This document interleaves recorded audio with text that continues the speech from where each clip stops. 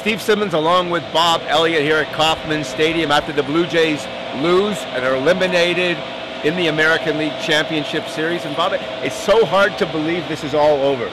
It's a season that kind of crept up on people. It came out of nowhere after 100 games, and then it took the whole city by storm. It certainly did. It took the whole city, it took the whole country from coast to coast. They were middling along 50, 50, 51 and 51, and all of a sudden all these trades, an influx of talent, which doesn't often work. This year it worked both with the Blue Jays and it worked with the Mets. One team's going to the World Series, one's not. And the two teams going to World Series, by the way, both traded Jose Bautista away on the very same day, which is pretty unique in baseball circumstances, and considering what Jose Bautista meant to this season and to this Blue Jays team. Jose Bautista is not going to win the MVP award, but I would think he'd be, if the Blue Jays had won, he was their MVP during this ALCS. The 2 home runs tonight in the elimination game, including the 2-run shot in the 8th inning. What will you take from this season? Is it the way people reacted? Is it the way fans got excited? Is it the way this team scored runs? What will you remember about this Blue Jays season? I think it's a lot of things. It's the way teams scored runs. It's the way Alex Anthopoulos proved decisively. He earned his spurs, if you want to go with that expression, as a general manager.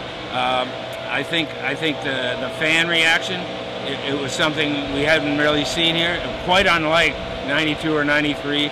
Is like I think you wrote earlier. It was more like 1985, where they were shocked if there was a loss.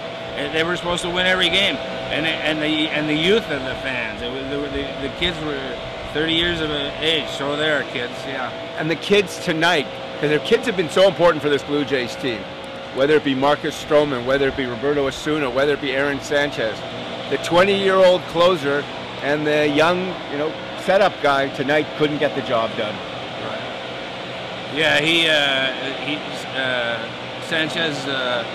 Sanchez took over for Price, the inherited runner scored, and then Osuna gave up the run in the bottom of the 8th when Bautista came up and he threw to second base rather than throwing to the plate.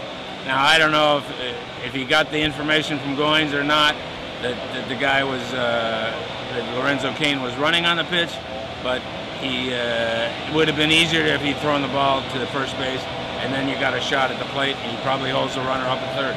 Do you remember the last time you saw a guy score from first on a base hit? A very infamous play when Canada beat Team USA 4 years ago in the Pan Ams, 2-1. Yeah. Sure doesn't happen often. No. One of the most famous plays in baseball history is Eno Slaughter scoring from first base in the World Series with Johnny Pesky holding the ball. It was before, I believe, either of us were born, but doesn't happen very often. Neither does a season like this one, and I'm not going to forget it for a long time. I suspect Bob's not going to forget it for a long time. Entertaining, exciting, everything you'd really want except the right kind of ending. For Bob Elliott, I'm Steve Simmons from Kauffman Stadium in Kansas City.